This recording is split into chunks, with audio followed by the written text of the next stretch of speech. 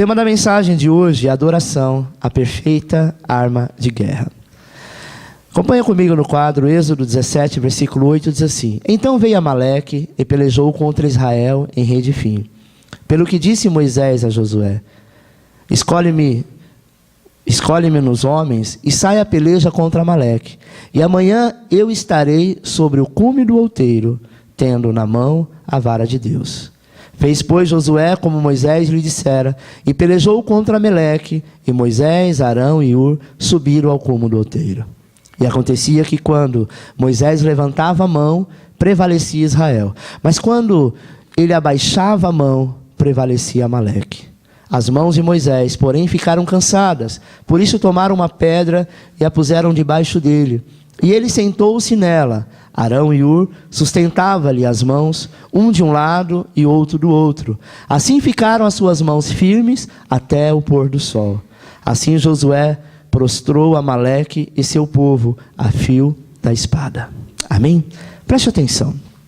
Quando nós falamos que adoração é uma arma de guerra, não é um chavão, não é apenas algo que eu quero falar, uma expressão. Nós temos em vários textos, começando aqui, falando sobre o livro de Êxodo, né? Mas também nós poderíamos falar do rei Ezequias e tantos outros casos. Poderíamos falar também como Josué, quando o Senhor disse que o povo deveria passar em volta das muralhas calado. E apenas no momento que era para as muralhas cair, eles tocavam a trombeta e louvavam ao Senhor, dando a Ele glórias e honra. Você está passando por uma pressão, né? Talvez muito grande na área financeira, espiritual, amorosa, no seu casamento. Muitas vezes, amado, o nosso desabafo é xingar, é reclamar, é murmurar, sabe, é culpar alguém, é tentar transferir a culpa para alguém. Mas a palavra de Deus nos ensina que nós devemos ficar calados e glorificar a Ele mesmo no momento difícil. Ah, pastor, não é fácil. Não é fácil passar, sabe, por um momento tão difícil como eu estou passando e glorificar a Deus por isso, e se alegrar, e até mesmo descansar. Como que eu consigo? Então, você precisa apenas confiar nele. Às vezes nós queremos passar a noite toda rolando de um lado para outro, tentando achar uma saída. Eu quero te dizer que enquanto você tentar fazer pela força do teu braço, você está cometendo justiça própria. Mas o dia que você falar: Senhor, eu entrego a Ti, e no momento de choro eu vou adorar, você pode ter certeza que os anjos estarão prontos para entrar na guerra contigo. Sabe, irmãos, na verdade Deus não tem necessidade de coisa alguma, pois Ele tem todos os atributos, que é a onisciência, Ele sabe todas as coisas. É a onipotência, Ele pode tudo, nada para Ele é impossível. E a onipresença, Deus está em todos os lugares ao mesmo tempo. Ao mesmo tempo que Deus está aqui, Deus está lá em Israel. Ao mesmo tempo que Deus está aqui, Ele está lá na videira. Ao mesmo tempo que Deus está aqui, Ele está em qualquer outro lugar do mundo, porque Ele consegue estar em todos os lugares, dentro de cada um de nós ao mesmo tempo, e o seu céu não está vazio. A maior grandeza disso é saber que nós somos escolhidos por Ele. Mas se eu pudesse dizer que Deus tem alguma necessidade, tem uma necessidade. Você sabe qual é a necessidade de Deus?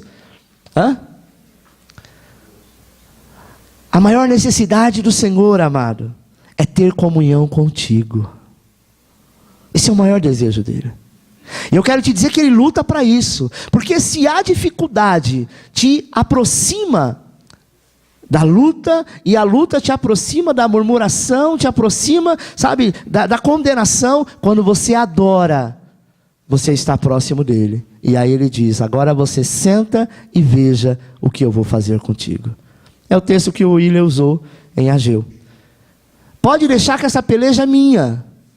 Esta guerra é minha, não é sua. Pastor, mas por que eu tenho que passar por isso? Deus não poderia passar essa prova para outro, que talvez esteja mais forte na fé do que eu? Não. Você foi o cara preparado para passar por isso. Qualquer pessoa poderia ter passado a luta de Jó? Não, a luta de Jó foi específico para ele. Deus usou Jó como exemplo. E eu quero te dizer que você tem sido exemplo para a tua casa, para a tua família. Ninguém fala, mas um dia você ouvirá aquilo que Deus está dizendo para ti hoje. Sabe, irmão? Porque a história do Evangelho é uma história de resgate, de comunhão perdida. Por muitas vezes nós encontramos situações semelhantes a nós. Eu quero citar aqui algumas. A parábola contada, né, que Jesus conta sobre o filho pródigo. E demonstra bem a necessidade e a procura do resgate. Quando nós deixamos de adorar, quando nós deixamos de louvar, quando nós deixamos de entregar, nós nos afastamos dele, porque você foi criado para isso. Você não foi criado para ser rico nem para ser pobre. Você não foi criado para ser bonito ou para ser feio. Você não foi criado para ser inteligente ou burro. Você não foi criado para ser político ou não. Você não foi criado para qualquer outra coisa senão ser filho do Altíssimo. E o Altíssimo tem vários filhos. Dentre eles, você é um deles. Sabe, irmãos, os anjos foram criados para dar adoração a Deus. Mas você conhece a história que havia um regente do coral dos céus, que era luz e fé. Nós hoje chamamos ele de Lúcifer. Mas o seu principal nome, o seu principal atributo, a sua principal qualidade era a luz. E ele também representava parte da fé. Hoje nós chamamos de Lúcifer, mas na verdade o seu verdadeiro nome é Satanás. Satanás quer dizer enganador. É aquele que vem para enganar. É aquele que vem apenas para tirar da presença do Senhor.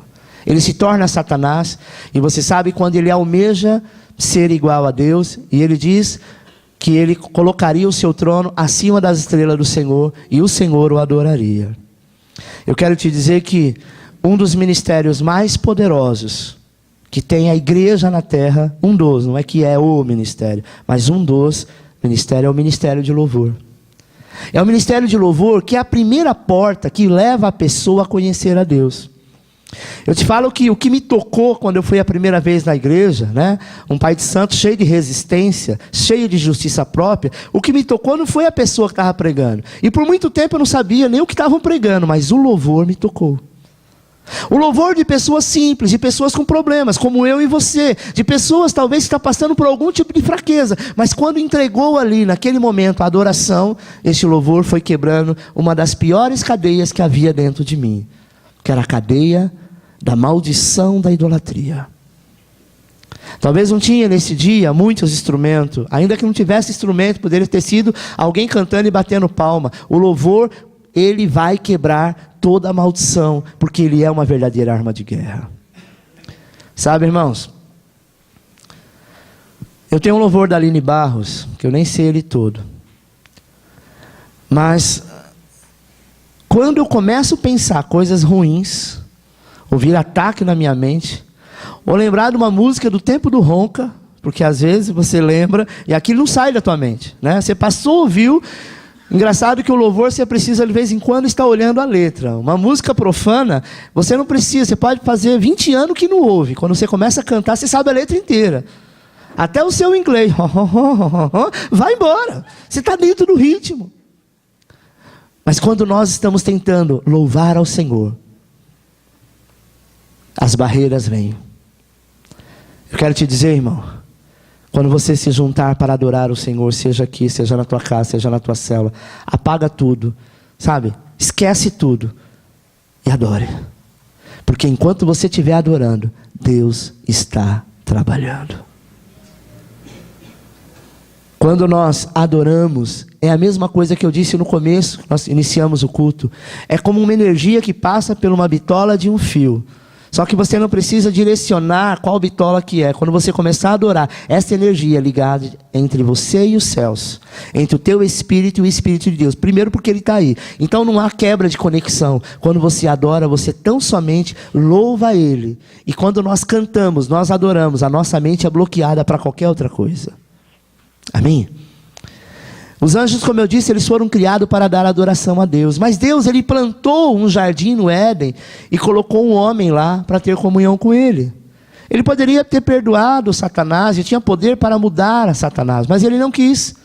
Ele diz, não, ele fez a sua própria escolha. Ele não era alguém que não sabia, ele conhecia e sabia a consequência disso tudo. Ele preferia o pecado.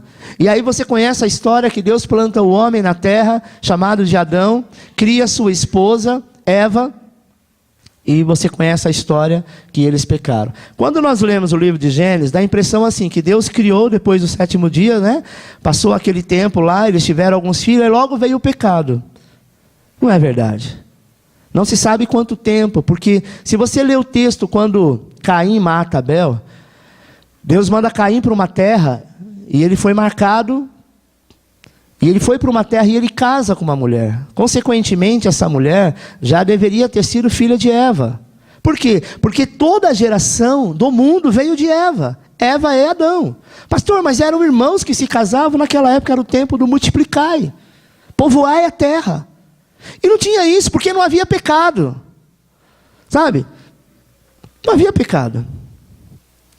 É como você coloca um cachorro macho com uma cachorra fêmea. E de repente, eles foram separados em algum momento, e quando chega, ele não vai dizer, não posso te tocar porque você é mamãe. Pelo contrário, não tem isso no reino animal. Também não havia isso.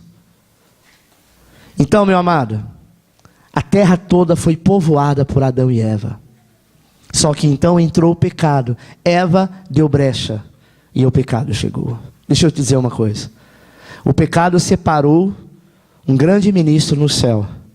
O pecado separou homem que foi criado por ele, a imagem e semelhança dele, para que pudesse adorar o Senhor na terra. E a Bíblia diz que o Senhor passeava com eles na viração do dia. Sabe o que é isso? O próprio Deus. Imagine você que no dia que Adão e Eva pecou, ele ouviu a voz do Senhor e se escondeu. Por que ele se esconde? Porque ele já não era mais livre, ele estava debaixo de condenação. Quando a gente para de louvar, quando a gente para de adorar, quando nós quebramos a comunhão, a primeira coisa que te incomoda é a voz daquela pessoa que é teu líder, é a voz daquela pessoa que ora por você, é a voz daquela pessoa que intercede por você, sim ou não? Imagine você que um jovem, quando ele começa a se rebeliar, a primeira pessoa que se torna inimigo dele é o pai e a mãe. Isso se repete em várias situações. Esqueceu de tudo que ela fez, esqueceu que a igreja fez, esqueceu que o pai fez, a mãe fez. Isso é normal, amado, não estamos julgando ninguém por isso. Mas o Senhor te diz assim, o dia que você fechar a tua boca e não adorar, até as pedras o louvarão. Sabe, amado, o homem se separou de Deus, agora Deus vai atrás do homem e resgata ele com o sangue de Jesus. Ele diz, tudo bem, aquilo que eu mais amei e amo, o pecado alcançou. Mas o sangue do Cordeiro vai te purificar de tudo.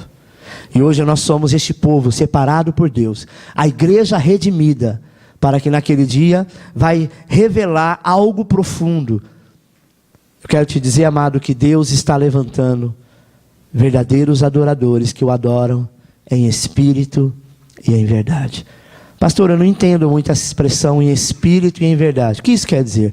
Em espírito, porque ele é espírito. Você adora ele em espírito. E verdade é quando você não tem uma segunda intenção. Eu vou adorar a Deus porque eu sei que se eu adorá-lo, ele vai me abençoá-lo. Essa é a verdade. Porque quem faz com algo, querendo algo em troca, não está sendo verdadeiro. Então ele diz, o verdadeiro adorador adora ao Pai em espírito e em verdade. Sabe, irmão? Não que você não possa pedir, não que você não possa clamar, mas Deus não está procurando reclamões e resmungões. Não, eu não faço, eu não vou, porque fulano de tal fez isso comigo. Nós precisamos entender que você serve é Deus, não o homem é uma consequência. Sabe? A igreja redimida dará a Deus uma adoração que nenhum anjo jamais pôde dar. Eu quero te dizer que quando você louva, pastor, mas eu sou desafinado, Deus não está procurando nenhum timbre de voz e nenhuma afinação, mas Ele está procurando um coração que adora. Nós aqui temos essa mania, não, isso aqui não está legal, esse aqui canta melhor. Mas o Senhor, às vezes, aquele que canta melhor, nem sempre Ele está dando a verdadeira adoração que aquele que não canta nada está dando. Não estou fazendo aqui apologia, né, para dizer assim, olha, quem canta mal é que vai ao céu, não é isso. Eu estou dizendo o seguinte, não é aquilo que nós enxergamos, mas é aquilo que Ele vê. Sabe, irmão? A igreja redimida dará uma adoração que nenhum anjo jamais pôde dar. Eu quero concluir esta parte dizendo que, quando você adora, Ele levanta do trono para te ouvir. Ele levanta do trono para estar contigo. Por quê? Porque a igreja é redimida. Os anjos não são redimidos. Os anjos não erraram, não pecaram, não caíram. Sabe, você é a pessoa da segunda chance. Você é a igreja que, sabe, foi resgatada.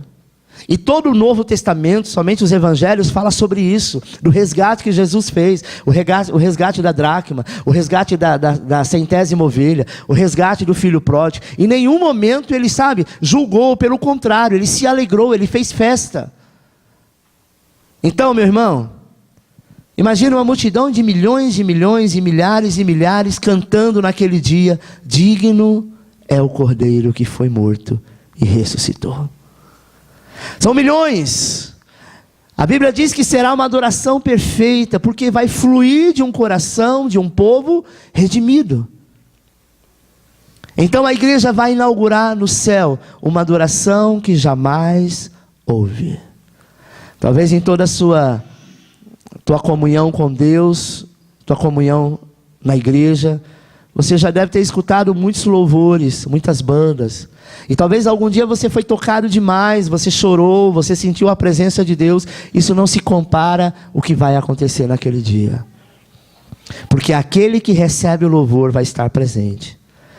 Lá no livro de Apocalipse, João vê o número de salvos cantando. Apocalipse 5,12 diz assim: digno é o Cordeiro que foi morto de receber o poder e riqueza e sabedoria e força e honra e glória e ação de graça. Ele foi morto, ele é digno de receber tudo isso. É por isso que o nosso culto está dividido assim: louvor e adoração. Amém? Nem sempre o louvor é uma adoração. E nem sempre uma adoração é um louvor. Você pode estar orando e você está adorando. Você pode estar juntamente com alguém ministrando e você está adorando. Nem sempre quando a pessoa está cantando, tocando, há uma adoração. Às vezes apenas um louvor, uma música, uma entoação. Deus responde, aceita, claro. Mas o filé disso daí, o perfeito disso, é o louvor. Sabe? E quando nós ofertamos ao nosso Deus, nós ofertamos como sacrifício vivo. A Bíblia diz que santo e agradável, que é o nosso culto racional. Romanos 12:1 diz assim: rogo-vos, pois, irmãos, pela compaixão de Deus, que apacentem os vossos corpos como um sacrifício vivo, santo e agradável a Deus, que é o vosso culto racional. Deixa aqui, o que Paulo fala sobre culto racional? Culto racional é um culto que tem começo, meio e fim. Já viu aquelas pessoas que dizem assim: olha, eu não sou muito chegado ao louvor, agora está ao vivo, tem o carrão, daqui a pouco tem bateria, às vezes é muito barulho, e eu não estou acostumado com isso, eu prefiro o playback, outros falam, eu prefiro a sanfona, o reteté do manto. Cada um tem uma preferência. E aí ele faz o quê? Ele começa a saquear no mundo espiritual o culto racional. E ele acha que ele entregando, chegando do meio do louvor para frente, ou aquele que só gosta do louvor, não gosta da palavra, participa do louvor, da oferta, depois eu vou embora. Ele não deu ao Senhor um culto racional. Deixa eu te dizer uma coisa: tem uma agenda no céu que está o seu nome. E esta agenda do céu está escrito os dias que Ele separou para você adorá-lo. É os dias na célula, é os dias que você propôs o seu coração de orar, de fazer o seu devocional, e principalmente os dias de culto, que é quando a igreja se reúne. Pastor, mas eu não sou igreja? Sim, mas quando a igreja se reúne, você presta ao Senhor um culto racional. Amém? E aí a Bíblia diz assim, que você apresenta ao Senhor o seu corpo como um sacrifício vivo, santo e agradável. Sabe, irmãos, tem gente que tem uma agenda e fala: olha, em tudo que eu tenho, isso aqui talvez é um dos mais importantes, eu vou encontrar essa pessoa, ou eu vou fazer uma entrevista nesse trabalho, isso aqui é algo muito importante. Eu acredito que sim, mas existe algo muito importante, que desde o dia que você nasceu está agendado: o encontro com Deus. E esse encontro não é apenas na chácara, ou aqueles encontros que nós fazemos, é o encontro do dia a dia. Nesse momento nós fazemos o papel de sacerdote ao Senhor, sabe? Cada um de nós é um sacerdote. E por que sou sacerdote? Porque a cada momento que você louva e adora, você está fazendo um sacrifício ao Senhor. Amém? Você é o altar de adoração. 1 Pedro 2,5 diz assim: vós também, como pedras vivas, sois edificado casa espiritual e sacerdócio santo, para oferecer de sacrifícios espirituais, agradáveis a Deus, por Jesus Cristo. Oferecendo, amado, a Deus o nosso sacrifício, representado muitas vezes até pelo dízimo, pela oferta, como o William ministrou aqui, é um sacrifício. Por quê? Porque a igreja, de certa forma, ela precisa e ela sobrevive do sacrifício que é entregue no altar. Os sacerdotes na época e os levitas na época, eles viviam exatamente disso. Os levitas eram aqueles que eram funcionários do templo. Eles viviam da oferta que entrava. Eles comiam disso, se vestiam disso, sabe? E eles eram as pessoas que mais viviam bem. É engraçado que naquela época não tinha essa cultura que o diabo implantou no coração do homem hoje. Olha lá, o pastor andando de carro novo. Olha lá, o levita agora comprou uma casa nova. Eles se alegravam quando o sacerdote e os levitas eram prósperos. Porque eles sabiam que o povo estava semeando. E eles entendiam que era como um espelho. Uma vez que eu olhei no espelho, mesmo que eu não queira, ele vai refletir. Uma vez que esse povo é próspero, eu também prosperarei. Nas festas de Israel, amado, sabe o que acontece? Quando os sacerdotes passam na rua, às vezes eles passam de carro. É uma coisa engraçada. Sabe, eles abrem o vidro, eles não precisam ministrar a oferta. As pessoas pegam a oferta e jogam dentro do carro, para que ele receba. São os sacerdotes que, sabe, que sustenta esta bandeira até hoje. É um dos povos mais ricos. E todos aqueles que semeiam numa terra que tem essa cultura, com certeza prosperarão. E por que você acha que o judeu faz questão de todo ano ir para as festas bíblicas? E quando ele não vai, ele abençoa alguém que queira ir. Ele envia a tua oferta. Esse é um sacrifício. E às vezes nós achamos que estamos sendo enganados. Alguém está roubando aquilo que é nosso, está pedindo aquilo que é nosso. Quantas vezes você, sabe, gasta muito mais com remédios, gasta muito mais com vícios na família. Você sabia que quando você é dizimista fiel ao Senhor, você pode impedir e você pode declarar que toda escassez vai ser impedida na tua casa? A Bíblia diz que a mulher sábia edifica a casa e a tola destrói. Mas também diz que a mulher, ela santifica o homem, mesmo que ele não seja cristão. Mas pelo fato dela ser, Deus alcança o teu marido e assim vice-versa. Consequentemente, os teus filhos. E por que Deus não faria isso nas tuas finanças? Por que Deus não faria isso nos teus sonhos? Sabe, irmão? Muita gente ainda tem dificuldade nessa parte. E por muitas vezes prefere dar esmola ao Senhor. Eu quero falar de esmola em dois sentidos. A esmola da oferta. E a oferta que eu falo não só na parte financeira. A oferta do louvor. Ofertar é quando você se lança para abençoar alguém. A Bíblia diz, se alguém pedir para você andar com ele 1 milha, ande 2. Isso é uma oferta. Se você vai abençoar alguém, dê o seu melhor.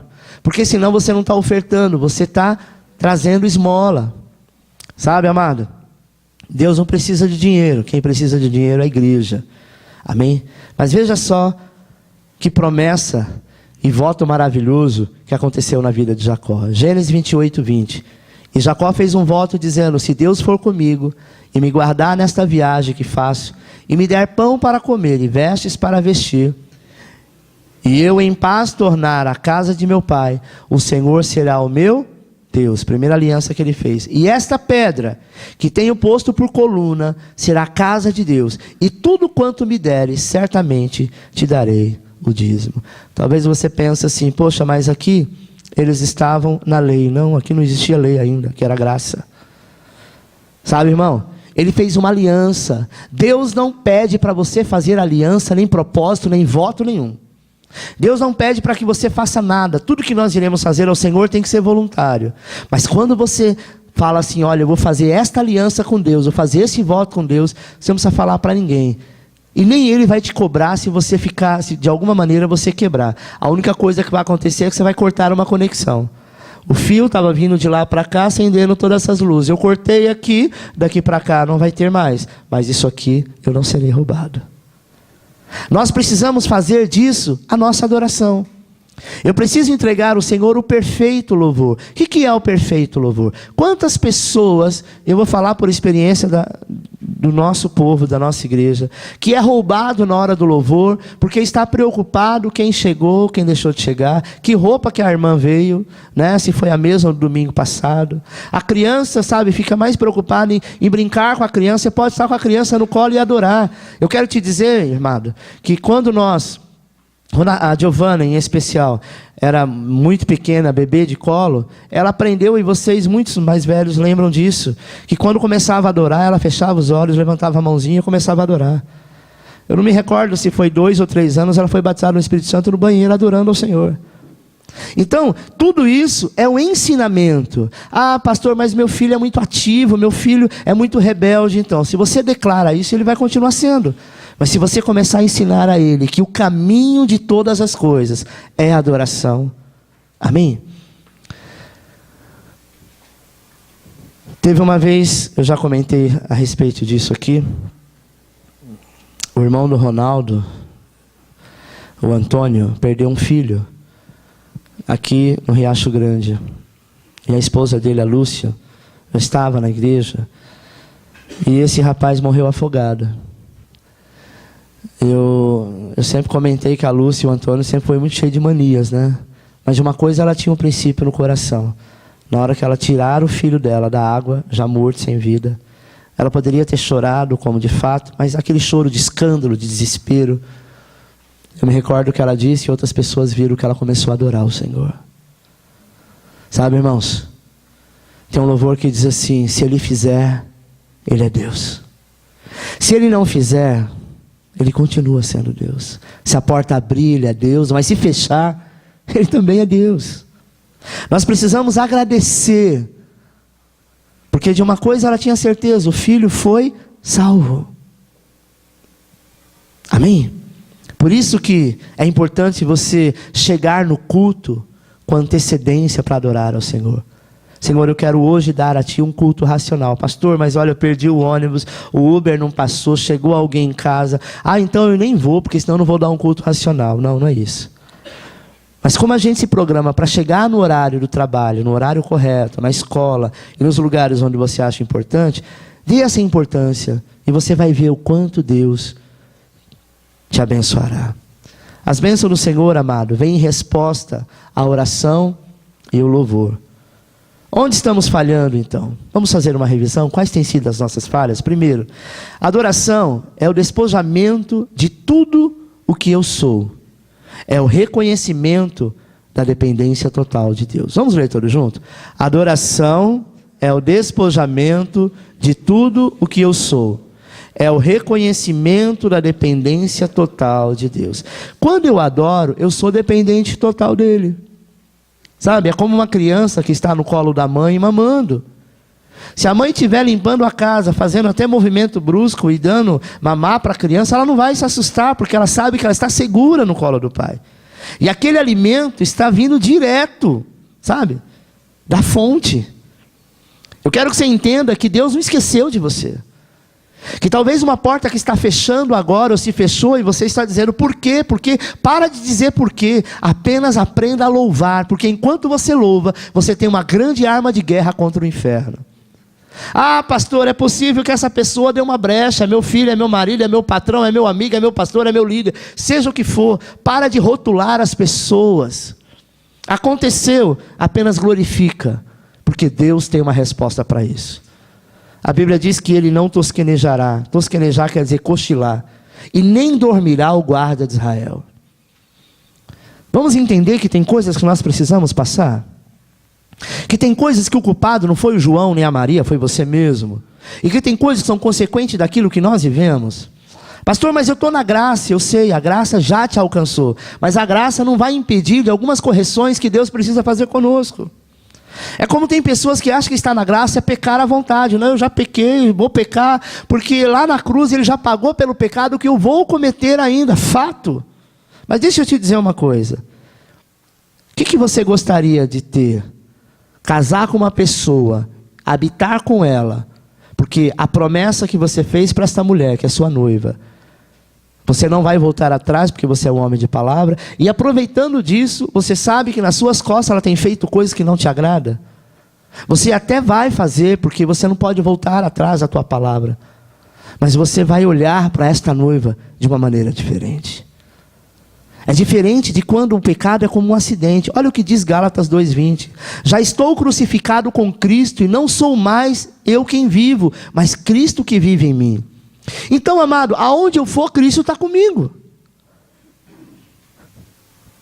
Desculpa a expressão que eu vou usar, até chula. Mas você encontrou alguém lá e você se empolgou, sabe? Ninguém está vendo e o fogo da carne subiu, você foi para o motel com essa pessoa. Jesus está junto. Não, essa hora ele vai fechar o olho. Não, essa hora ele vai abrir os olhos. Brincadeira. Não tem como tirar mais. Tenta separar o seu DNA. Tenta separar a partícula do teu corpo e diz, olha, isso aqui, né, é aqui, isso aqui é ali. Não. Ele está dentro de nós. Ele escolheu morar dentro de você. Quando eu começo a pensar assim, começa a soar diferente o pecado, não é? Meu Deus. Eu vi uma imagem, eu achei muito interessante. Acho que você já deve ter visto no YouTube. Um rapaz com um braço assim, um braço forte, e ele então injetando uma seringa, talvez de cocaína. E na imagem era assim, Jesus como se estivesse atrás, e aquele braço não era dele, era o braço de Jesus. Porque você agora é templo do Espírito. Pastor, então e se acontecer? Então, a Bíblia diz que você é filho, e ele é o teu advogado. Engraçado que advogado no Velho Testamento não é o mesmo conceito de advogado agora. Advogado no Velho Testamento, amado, ele era o consolador. Quando João fala que ele enviará o teu consolador, é a mesma palavra em grego que quer dizer advogado. Amém? Então ele é o meu advogado para junto ao Pai me consolar. Por que me consolar? Porque na hora que eu errei, eu abri uma brecha e o diabo vem com tudo. Então ele me consola dizendo, aguarda mais um pouco, você vai passar por uma luta muito forte, mas eu estou aqui. Não é entrar na tua frente e dizer assim, não, ele pecou e daí? O sangue é meu, já purifiquei, então ele peca quantas vezes ele quiser. Deixa o menino pecar. É isso que ele falaria? O que tem? Ah, vocês são muito radicais. É isso. Mas infelizmente, amado, há um grupo de pessoas e de igrejas que infelizmente está ensinando isso. Que ele já apagou, então se você pecou, amém, você é santo assim mesmo. É fato que você é santo. Mas eu quero te dizer o seguinte, quando você olhar no espelho, você que rouba, você que engana alguém, você que tira a vida de alguém, você não vai deixar de ser filho dele. Mas quando você coloca a cabeça no travesseiro, como fica a sua consciência? Amém? Então, louvar é exaltar os atributos de Deus. E o atributo de Deus é que Ele é perfeito. O louvor e a adoração, amado, sempre andam junto. E adorar é prostrar-se diante do Todo-Poderoso. E reconhecer que você é dependente total dEle. Pastor, então como que eu devo fazer? Deixa eu te dizer uma coisa. Você sabia que o louvor, a adoração é uma arma de guerra? E que muitas batalhas foram vencidas pelo povo de Deus por causa da adoração? Eu quero citar Paulo e Silas, eles estavam presos, sofrendo. Tem até uma música, né? Assim, meio do manto. Quem gosta de cantar é a Amanda. Nós até cantamos aqui na igreja. Que fala que Paulo e Silas sofrendo. E aí, ao invés de reclamar, eles começaram a fazer o quê? Adorar. E o que aconteceu? O chão tremeu. Houve um grande terremoto, as cadeias se abriram. Sabe, amado, eles poderiam dizer, o que adiantou eu pregar o evangelho? O que adiantou eu sair por aí anunciando as boas novas? O que adiantou eu dizer que Jesus cura, mas eu estou preso e agora o que vai ser de mim? Ao invés de reclamar, eles adoraram. Eu quero te dizer que não é fácil você passar por uma situação difícil e você ficar olhando para o espelho e dizer, lero, lero, lero, tá tudo bem. Mentira, você está sendo falso com você mesmo. Mas quando você começa a adorar, você é envolvido por uma graça tão grande, é envolvido pela presença do Senhor tão grande que você esquece daquilo que está passando. E isso agrada o coração de Deus. 2, a Bíblia diz que existe uma glória a ser revelada a nós. Romanos 8,18 diz assim, porque para mim tenho por certo que as aflições desse tempo presente não são para comparar com a glória que em nós há de ser revelada. Presta atenção, amado. As aflições desse tempo não vai se comparar com a glória que há de ser revelada. Agora, se há uma glória que vai ser revelada, maior do que tudo que eu estou passando, onde então eu deveria canalizar todos os meus esforços? Aonde que eu deveria, canalizar se tem uma glória me esperando? Não é a glorinha da faculdade, não, nem a vizinha. É a glória do Senhor. esta glória já está te esperando, já é sua. Sabe, irmão? Então qual é a sua preocupação? Qual é a preocupação da noiva no dia do casamento? Se você é a noiva, deixa eu te dizer uma coisa, para de se preocupar, sabe, com o PIB, com a inflação, com o superávit primário. Para de se preocupar com essas coisas, para de se preocupar com o que você vai comer, com o que você vai vestir. Se você consegue pagar as contas amanhã, Ele te chamou de noiva e você é dele.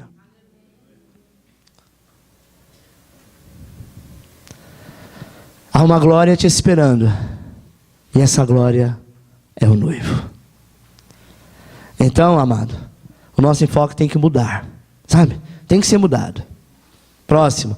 Agora podemos entender o que Paulo dizia em 2 Coríntios 17:7. 2 Coríntios 17:7 diz assim: porque a nossa leve, olha que interessante, e momentânea tribulação produz para nós um peso eterno de glória muito excelente. Não atentando nós nas coisas que se veem, mas nas que não se veem. Porque as que se veem são temporais, e as que não se veem são eternas. Então o que você está passando agora, você passou alguns anos atrás, e você já nem lembra mais. Situações igual essa, você já viveu. É no casamento, é no financeiro, é na amizade, é no ministério, seja lá onde for. Isso já aconteceu contigo e com milhares de pessoas. Mas o que está por vir, e que você não sabe, é muito maior. Porque o que Ele preparou para nós é algo maravilhoso. Por que Paulo foi um vitorioso? Porque o seu enfoque, amado, era sempre lá na glória. Ele não era focado naquilo que estavam dizendo dele. Ele não era focado naquilo que estavam preocupados com ele. Sabe, uma pessoa que eu admiro, e vou falar em que eu admiro, é o Bispo Macedo. Porque olha, às vezes a gente se preocupa com alguém que fala que da sua igreja, que igreja é tudo igual, que pastor é ladrão, que crente não presta, que faz isso ou que aquilo. Às vezes a gente se ofende, não é? Agora imagina a Universal, gente. Pensa numa igreja que todo mundo apedreja. Sabe qual é o foco deles? O Senhor. E cada um vai responder diante de Deus. Bispo Macedo não está preocupado se alguém fala que agora ele fez um novo templo de Salomão. Que isso é um absurdo. Ele sabe que ele vai responder diante de Deus. E aquilo que para mim é bênção, de repente para Deus não é. E aquilo que eu critico, para Deus pode ser uma grande obra. A Bíblia diz que a obra que Deus está levantando, ainda que haja pessoas que se levantam contra, ninguém pode fechar a porta que Ele abriu. Então Ele abriu, há muitas pessoas que foram salvas. Quantas pessoas tiveram no nosso meio que já passou por lá? Não é verdade? Então às vezes nós colocamos o nosso foco naquilo que está à nossa frente. Coloca o teu foco naquilo que Ele já fez. Próximo, existem 3 níveis de adoração. E o nível depende da resposta a essa pergunta. A pergunta é: o que você veio fazer na igreja? Letra A: eu vim buscar uma bênção. Sabe, irmão, não há nada de mal na intenção de buscar a bênção. Mas nós temos 3 situações da qual nós buscamos a Deus. A maioria das vezes, e por muitas vezes igrejas que pregam isso, né, o toma lá e o dá cá, eles vão atrás da bênção. A maioria das pessoas que buscavam a Jesus é porque elas queriam alívio, é porque elas queriam cura, é porque elas queriam ser tocadas pelo Senhor. Elas não estavam lá dizendo: olha, eu quero ser salvo, eu quero entrar no reino. Não, elas estavam lá porque a necessidade delas era aquela, e não tinha nenhum mal nisso. Sabe? A Bíblia fala dos 10 leprosos, da mulher do fluxo de sangue, da mulher cananeia e assim por diante. Eram pessoas que precisavam da cura. Os 10 leprosos, o Senhor curou 10. Todos voltaram para agradecer? Não. A mulher cananeia, ela se tornou depois uma grande mulher que seguia Jesus. A mulher do fluxo de sangue, todas elas foram, né, pessoas que seguiram, que caminharam com ele, mas com uma certa distância. No dia que ele foi perseguido, essas pessoas estavam longe. Letra B: eu vim adorar a Deus por aquilo que Ele já fez na minha vida. Esse nível é melhor. Melhor do que aquele: eu vim buscar uma bênção, né? Preciso de uma bênção, não vou desistir. Eu quero te dizer o seguinte, amado: A bênção que nós precisamos, Ele sabe. A Bíblia diz que antes mesmo que a palavra chegue à sua boca, o Senhor já sondou o seu coração. Sabe? Esse nível, ele expressa um sentimento de gratidão. Tão diferente dos 9 leprosos que não voltaram. Jesus cura 10, apenas um volta para agradecer. E preste atenção, talvez você fale, não, mas Deus não se importa com isso, Deus não está preocupado com isso. É engraçado que Jesus enfatizou no Evangelho sobre aquele que volta para agradecer. Ele não amaldiçoou os 9 que não voltaram, mas ele deixou bem, ele deixou a ênfase, dizendo, olha, um só apenas voltou, cadê os outros 9? Mas ainda é um nível inferior, porque nesse nível Deus precisa fazer alguma coisa. Eu agradeço a Ele, venho à igreja adorar a Ele pelo que Ele fez. É engraçado, se Ele não tivesse feito, talvez você não estaria aqui. Não é verdade? Deixa eu dizer uma coisa, querido.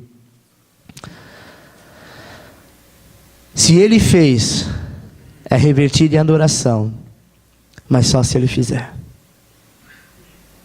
Se não fizer, tem gente que coloca ameaça e prazo. Deus, o Senhor tem até tal dia para fazer, porque eu determino.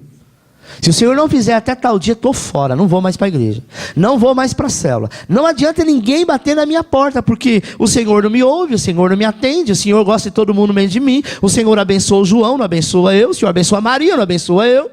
Deixa eu dizer uma coisa, se Ele fizer, Ele é Deus, se Ele não fizer, Ele continua sendo Deus. C, eu vim adorar a Deus por aquilo que Ele é. O simples fato de tê-lo conhecido já é maior do que qualquer coisa que poderia ter acontecido na minha vida. Pastor, eu venho adorar ao Senhor pelo fato de quem Ele é. Sabe? Se Ele me abençoar muito bem, eu já sou abençoado. Se Ele me der muito bem, se tiver frio, ok. Se tiver calor, ok. Se estiver chovendo, ok. Se tiver caindo neve, ok. Eu adoro pelo que Ele é. Amém? Conhecê-lo, amado, é o maior prêmio. Conhecê-lo é a coisa mais importante que aconteceu na tua vida. Talvez você tenha sonho porque você abraçou o Pelé e tem uma camisa do Neymar autografada por ele. Neymar daqui uns anos e Pelé ninguém vai saber. Meu pai falava de um jogador que ele gostava muito, acho que na época dos anos 60, e ele colocou até o nome do meu irmão desse jogador, Amarildo. Quantos conhecem? Levante a mão. Só 1, 2, 3, 4. Tá vendo? Vamos colocar, não foi o caso, que o Amarildo teve na minha casa, pegou a criança e falou, olha, eu vou batizar, e aí eu vou dar o nome dessa criança, amém por isso. Mas tudo nessa vida passa e cai no esquecimento. A melhor coisa que aconteceu na tua vida foi adorá-lo e encontrar o Salvador. Nada tem um poder maior, sabe, amado? O meu problema, a minha vaga na faculdade que não saiu, sabe, o meu emprego, meu noivo, meu casamento, meu marido, meus filhos, tudo isso é importante. Mas de uma coisa eu vou te dizer, basta morrer para cair no esquecimento. Dizem que quando uma mãe perde um filho, ela perde um dos neurônios. Ela já não adora tanto que afeta os seus neurônios. Mas eu tenho uma tia que teve 23 filhos, irmã da minha mãe. Assim, se todos, né, teve aborto e tal, se todos, como ela dizia, vingasse, eram 23. Mas ficou quantos, mãe? Vivos? 15.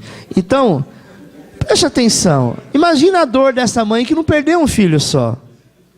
Mas pensa numa velhinha alegre. Era minha tia. Sabe, ela era muito alegre, muito engraçada. Ela poderia ser uma pessoa frustrada. Agora, se o amor de mãe consegue, entre parênteses aqui, não esquecer, mas consegue viver sem a presença daquele que tanto amou, a nossa maior importância que nós devemos dar é para aquele que nos ama a cada dia. Porque ainda que você viva, Ele está contigo. E depois da sua morte, Ele habitará com você e você com Ele. Amém? Esse foi o nível de adoração de Enoque. Então, Qual é o nosso foco, amado? O nosso enfoque tem que mudar. Sabe por quê? Olha o que diz Gênesis 5:23. E foram todos os dias de Enoque 365 anos. E andou Enoque com Deus. E não se viu mais, porquanto Deus tomou para si. Pensou uma pessoa viver 365 anos. E a Bíblia diz que esses anos todos ele andou com Deus. Ele não se desviou.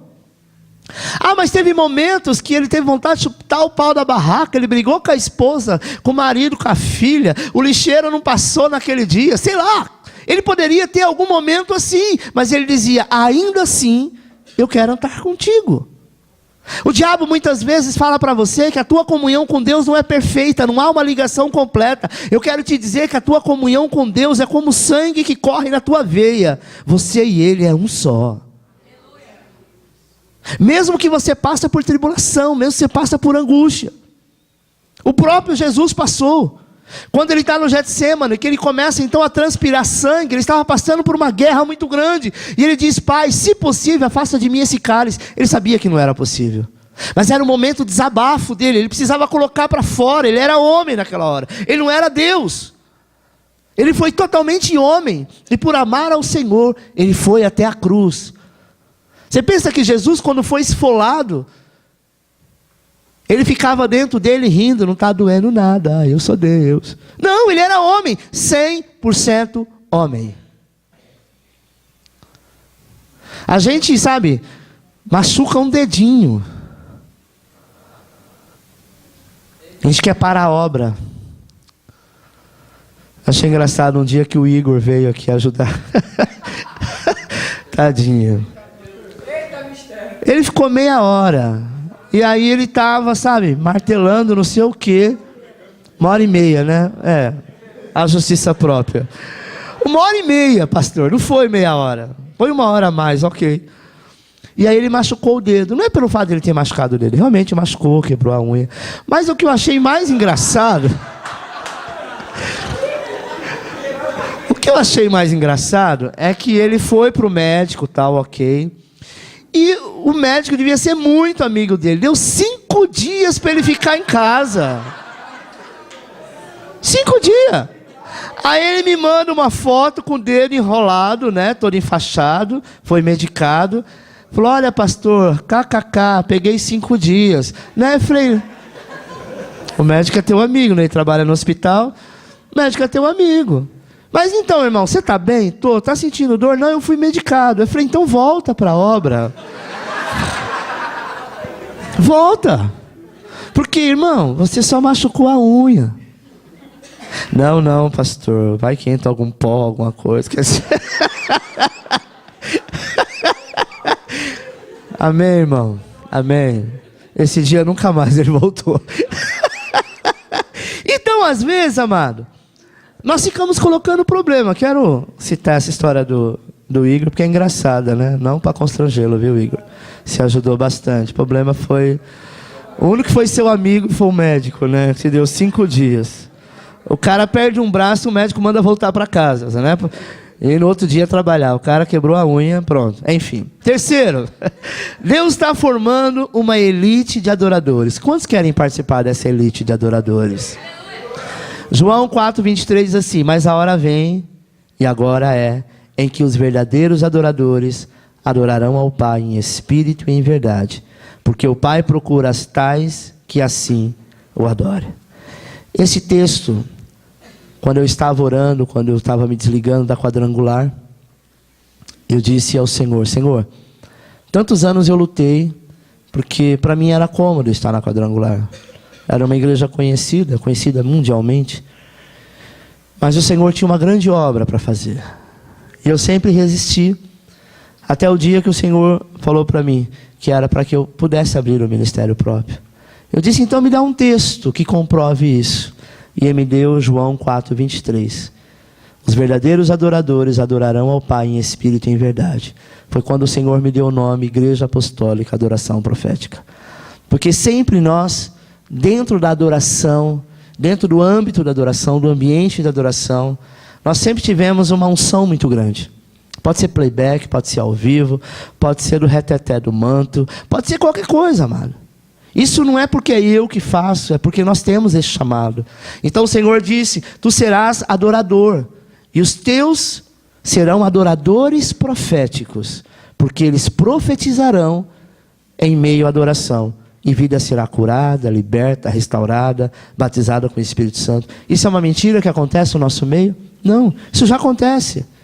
Em tempo que há uma nuvem, sabe, uma onda de glória muito grande, tem tempo que ela está mais baixa, mas sempre nós iremos impactar alguém através do louvor, porque esta é uma arma de guerra. João 4:24 diz assim: Deus é Espírito, é necessário que os adore. É necessário que os que adoram, o adorem em Espírito e em verdade. Adorar em Espírito e em verdade é sem ter nada em troca. Eu só estou aqui para o Senhor me abençoar tal coisa. Eu estou aqui mesmo que o Senhor não faça. Ainda que eu volte para minha casa hoje, o problema está lá. Eu estou aqui. Sabe, irmão, nós recebemos uma vez um missionário africano que ministrou na nossa igreja. Ele disse que na África, ele estava em Moçambique, era muito normal as pessoas saírem, mulheres saírem da tua casa para ir na vigília, e elas iam a pé para a igreja. Elas saíam tipo 2 horas da tarde, deixavam uma criança doente, na época da febre da ebola, saía doente, chegava na igreja quase 6, 7 horas da noite, porque iam a pé, saía das aldeias, sabe? Já ficava lá, passava a madrugada, e um dia o pastor que estava sabendo sobre os 3 filhos dela, 2 ou era 3, não sei, que estava muito enfermo, disse assim: irmã, você está aqui, e os seus filhos, está com quem? Ele disse assim: pastor, eu não achei ninguém para ficar com os meus filhos. Eu deixei eles dormindo, porque eles não estão levantando de tanta fraqueza. E ele disse: mas a irmã não fica preocupada, está aqui na igreja, e eles lá, pode ser que a irmã chegue até lá, a hora que chegar em casa, eles possam estar mortos. Ela disse: pastor, se Deus não fizer, se Deus não quiser curar, ainda que eu esteja lá, Ele não vai curar. Mas se Ele quer curar, e Ele quer receber a minha adoração, eu estou aqui para adorá-lo. Porque, pastor, eu ando tão fraca, com tanto medo, com tanta resistência, sabe, com o meu interior tão abalado, se eu ficar lá eu vou murmurar, aqui eu vou adorar. E ele disse que quando ela voltou para casa, os filhos estavam sentados e brincando, porque eles foram curados. Sabe, irmão, eu sei que é difícil isso, não é fácil. Às vezes é muito fácil, sabe? Eu, como pastor, às vezes eu ligo para alguém e falo: o que aconteceu? Você não veio hoje? Teve ensaio, teve culto, teve célula, sabe? Teve reunião. Pastor, eu tive tal problema. Às vezes as pessoas me interpretam mal e eu falo: mas e aí? O fato de você não vir resolveu alguma coisa do teu problema? Ah, mas às vezes não é um culto, foi só um ensaio então. Até no ensaio, até numa reunião, até em algo formal, que se adora o nome do Senhor, Ele está presente. Sabe o que acontece conosco? Às vezes nós queremos resolver com a força do nosso braço. Você acha que porque o fato de você estar lá, o ladrão não vai entrar na tua casa. Você acha que pelo fato de estar lá, nenhum mal vai acontecer. Fato não vai. Mas se você estiver na presença do Senhor, Deus coloca anjos para guardar a tua casa. Nenhum mal te sucederá, nem praga alguma chegará à tua tenda, porque o Senhor está contigo. O problema é que nós somos crentes nominais. Basta que alguém fez algo que você não gostou, você emburrou, e a primeira coisa que você fez foi se afastar do templo. Nós não somos templistas, amado. Nós entendemos que igreja sou eu e você. Mas nós também entendemos que nós precisamos estar juntos para esta fogueira acender. E eu sempre comparo isso com uma brasa. Se você pegar uma fogueira e tirar uma brasa dessa fogueira e colocar, ainda que seja meio metro de distância, as brasas que estão no meio da fogueira vão continuar acesa e viva. Essa, por estar do lado, que o calor é muito próximo, ela vai perdendo as forças e ela vai se apagando. Deixa eu te dizer uma coisa: nunca se afaste da presença do Senhor. E presença de Deus, que nós entendemos, o mundo físico é a casa do Senhor, é o templo do Senhor. Mas eu estou chateado com o pastor, eu estou chateado com o fulano, eu estou chateado com o ciclano. Mas aqui é a casa do Senhor, não é do fulano nem do ciclano. Amém, amado? O Pai procura os que o adoram assim, desta maneira. Ele está formando uma elite de adoradores que adoram o Pai em espírito e em verdade. Qual o motivo? Porque Deus é espírito. Então nós precisamos adorar em espírito. Você só pode se comunicar com Deus em um nível espiritual. Não pensa que você vai se comunicar com Deus pelo WhatsApp. Não acha que você vai se comunicar com Deus, sabe? Fazendo algum sinal de braille. Você vai se comunicar com Deus pelo teu espírito. É a única conexão que tem. Quando ele fala em verdade, ele diz sem intenções. Por que sem intenção? Porque não pode haver engano no seu relacionamento com Deus. Se eu vim para a igreja para agradar o pastor, você não está adorando em espírito e em verdade. Está adorando em espírito e em engano. Porque você está aqui para dizer, ó, tá vendo? Eu estou aqui. Tem dia que a gente está assim? Lógico que sim. Você acha que toda vez que eu venho ministrar, eu estou, uau, super bem? Estou. Achou que eu não estava, né? Estou bem. Sabe por que eu estou bem? Porque eu sei quem é comigo. Mas o problema está lá. Tem dia que eu quero me encostar, dizendo, acho que eu vou procurar alguém para ministrar. Sabe? Esses dias eu estava com uma tosse do cachorro louco. E aí eu fiquei assim, não, acho que eu vou aproveitar e vou repousar. O que vai adiantar? A tosse vai continuar. Mas quando eu digo, Senhor, eis-me aqui, Ele faz acontecer. Alguém que serviu ao Senhor com engano foi Ananias e Safira. Havia uma aliança que todos vendiam o que tinham para viver em comunhão. E Ananias e Safira cometeu engano. Isso não deu certo. Por quê? Porque todo engano um dia vem à tona.